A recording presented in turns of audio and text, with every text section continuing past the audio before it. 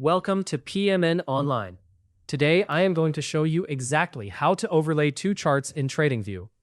If you've ever found yourself needing to compare two different market symbols side by side, this is the video for you.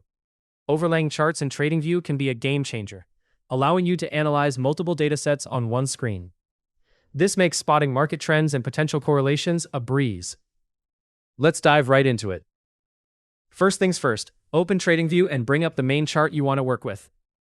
Choose any symbol that piques your interest. Maybe you're curious about Apple stocks, so you'd select AAPL.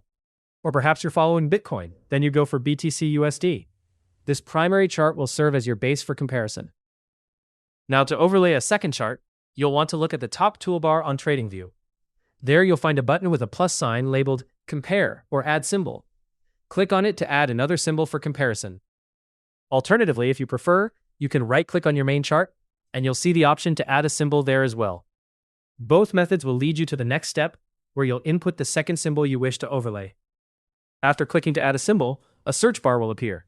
Here, type in the ticker of your second symbol, like SPY for the S&P 500 ETF, or E8USD if you're interested in Ethereum. Once you type it in, a list will pop up. Click on the appropriate symbol from the list. With just a simple click, your selected symbol will overlay onto your main chart. Now you can visually compare the two datasets on one canvas. This is incredibly useful for assessing market trends, spotting divergences, or exploring how two assets correlate over time. The ability to see these comparisons at a glance can significantly enhance your trading strategy, giving you a broader perspective on financial markets. And that's it. You have successfully overlaid two charts in TradingView. This simple yet effective technique can elevate your market analysis, helping you make more informed decisions.